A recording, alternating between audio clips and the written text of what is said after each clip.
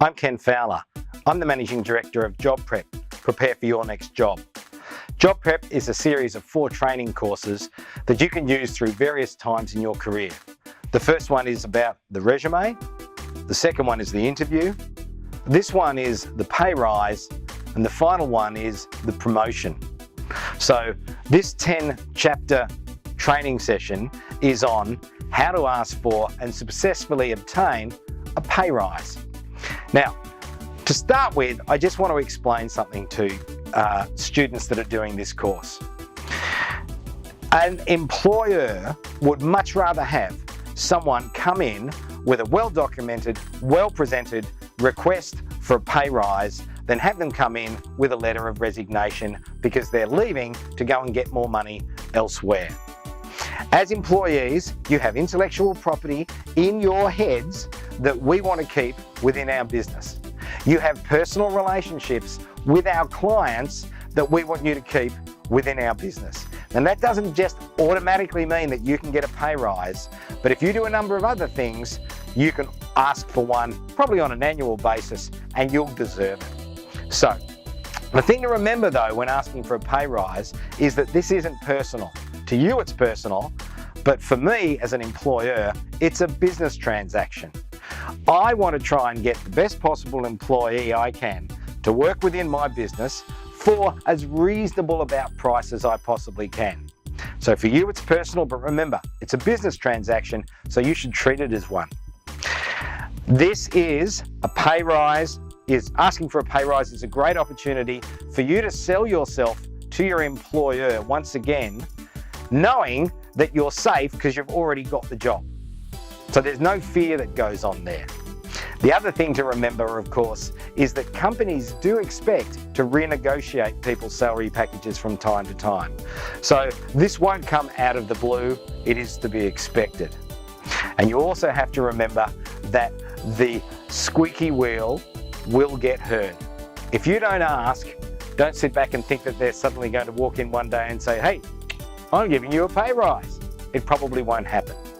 So there's 10 parts to this training session that we're going to go through. The first one is the introduction. The second part is what you need to do to qualify for a pay rise. The third thing is I'm going to explain to you why people don't ask for a pay rise.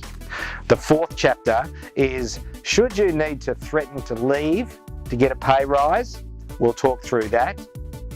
In chapter 5, I'm going to talk you through the process of actually getting a pay rise, how pay rises happen within companies. A lot of people think you walk up to your manager and say, I think I deserve a pay rise. It doesn't work that way. And 90% of the time, if you try and do it that way, you won't get the raise that you want. The 6th chapter is probably the most important one, where we're talking about getting prepared.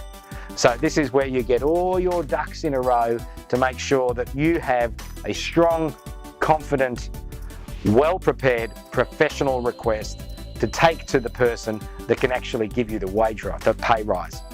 In chapter 7, I'm going to take you through how much or what do you actually ask for.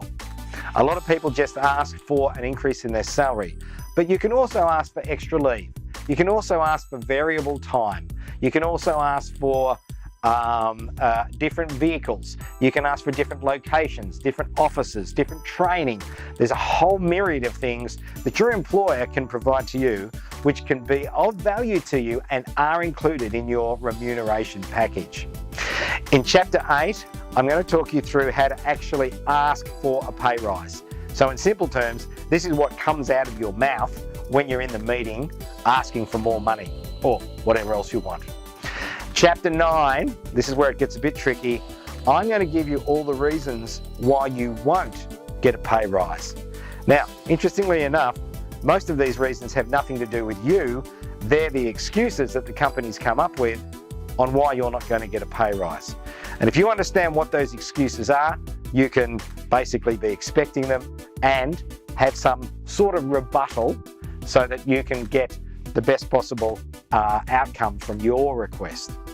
And the final chapter is I'm going to get you prepared for what happens next, okay? Because after you've asked for a pay rise, There's 5 possible things that can happen, and you better be ready for them. So, I hope you enjoy the course. I'm looking forward to delivering it to you. Let's get on with Chapter 2. What do you need to do to qualify for a pay rise?